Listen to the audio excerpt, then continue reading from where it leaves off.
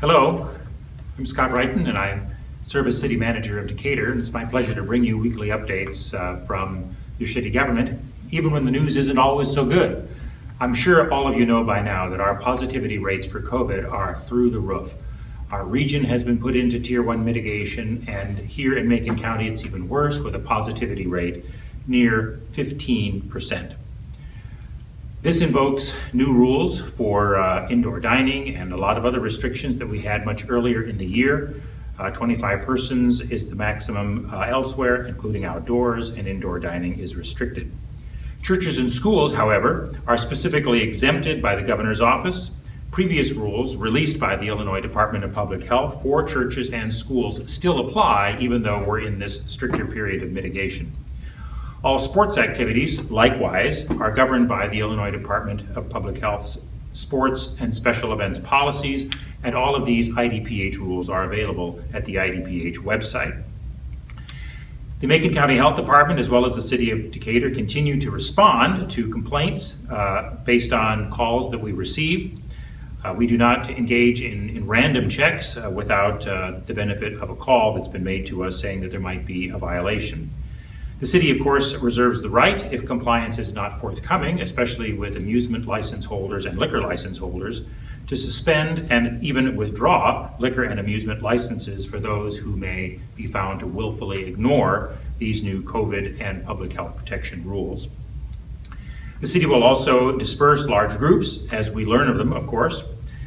Large gatherings, whether they're in public or in private places, really are some of the worst places for getting the infection. And so these large group gatherings, even if it's in your family room, should be avoided.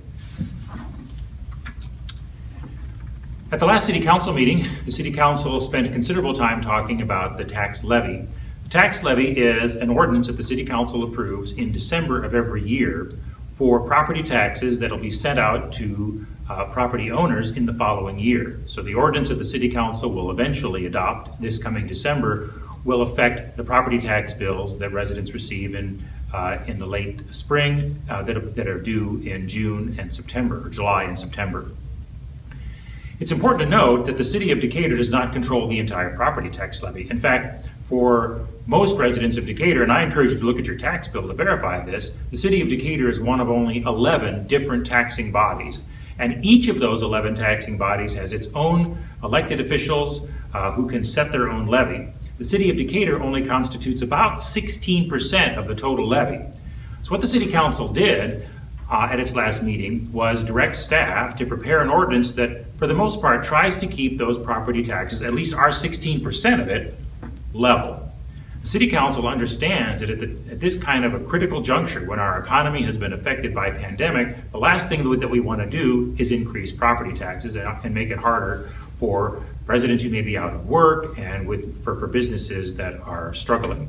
So they're still tinkering with the details, but please know that that is the City Council's intent, is to have it be a level rate. Now, if you have been annexed into the city, or if there have been major improvements, or the county assessor's office has come in and changed the value of your property, that could result in a tax increase. But if there have been no changes to your property that would trigger any change in the equalized assessed valuation, please know that our intention is for the city's portion of it to stay level.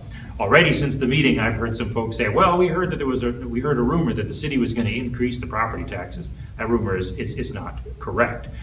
But those other 10 jurisdictions, the school district, the park district, the sanitary district, the county, the township, and several others, all will have their separate say with regard to their portion of the levy, and so increases or decreases to that levy is the aggregate effect, the cumulative or total effect of all of those taxing bodies.